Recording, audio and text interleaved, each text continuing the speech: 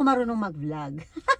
Sa tagal ko hindi gumawa ng video, parang hindi na ako marunong mag-vlog. Don't have to be the super friendly ALT, di ba? Basta you go there, you work, and get paid, and leave. Ganun lang. Wala. Eh di wala. Ano magagawa, di ba? So, huwag ka mag-unfollow. Diba? Kahit ako gumagawa ng video, parang siguro mga 5 lang yung nag-unfollow.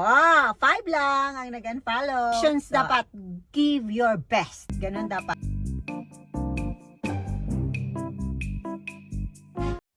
Hello mga kako-ALTs! Kumusta? It's been a long time.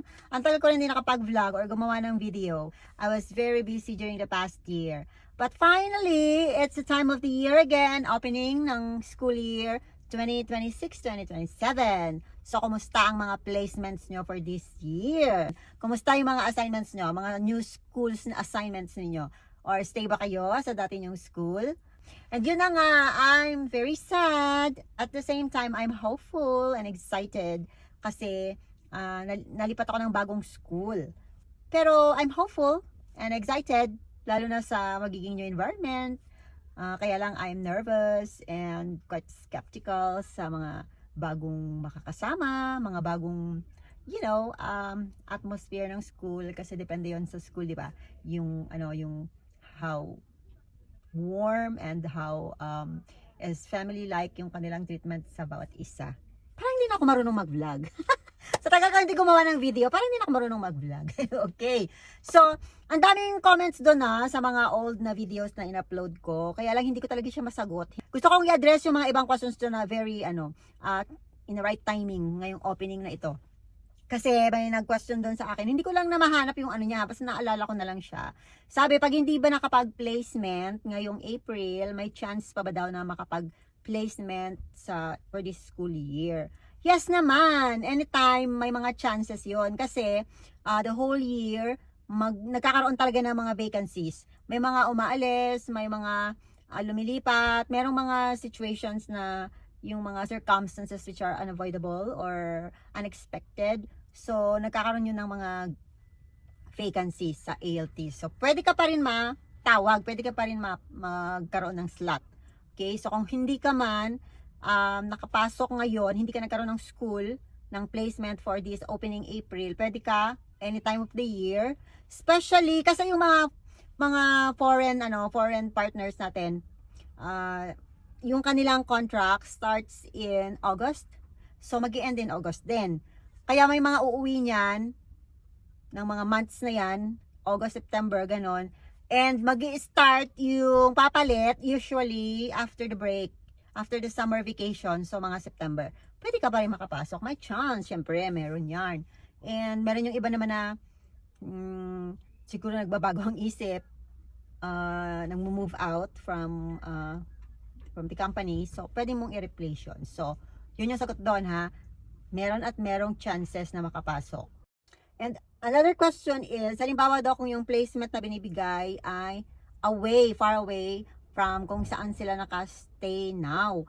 So, dun sa question na yun, parang subjective yun. Depende sa'yo. If you want to relocate, diba? Kung pwede, kung kaya mong mag-relocate, okay lang, try mo, diba, tanggapin. Pero kung hindi, pag talagang masyadong malayo na hindi kayang i-drive, so siguro di-decline mo yon, di ba? Kasi hindi nga pwede. But you can talk to them and ask them kung meron bang mas malapit-lapit pa na options, ganun. Pero usually, may mga kasama ako na ALTs na 2 cities away from the placement. Talagang nagde-drive sila at an hour and a half para makarating dun sa sa area ng ng work. Kaya lang syempre mahirap 'yon. Hindi siya advisable na ganun kalayo. Whether you relocate or find another placement that is nearer dun sa iyong accommodation or bahay, ganun. So subjective 'yon. Depende sa iyo 'yon kung okay ba sa iyo o hindi.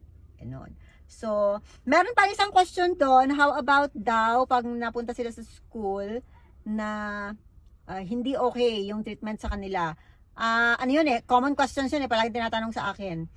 Ako sa dami ng na-try ko na schools, meron talagang school na hindi talaga sila warm, hindi sila talaga ganon kagiliw. Hindi lang sa ALT pati sa ibang Japanese teachers, hindi sila parang as a family, parang hangin, parang pasok magtuturo tapos lalaba. Ganon, hindi sila masyadong nagpapansinan, hindi sila nagbabanding, ganon. Usually, sa mga big schools, ganon talaga ang environment. So, yung minsan yung mga ALTs masyadong sensitive, parang feeling nila sila lang yung nagiging di accepted, ganon. So, pagka ganon kasi, dapat i-adjust mo na lang yung sarili mo. Basta you go there, you work, and get paid, and leave.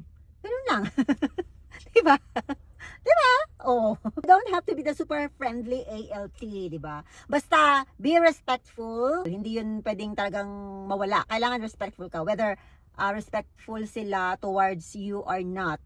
Ibig sabihin, halimbawa, pag nag-greet ka sa kanila, hindi sila nag-response, it's okay. Basta importante nag-greet ka. So, non-negotiable yun. Kailangan respectful ka talaga. Pagka hindi naman sila masyadong nakikipag-usap, hindi sila masyadong warm sa'yo, kasi ikaw naman ay ginawa mo yung best mo para maging approachable sa kanila and respectful sa kanila.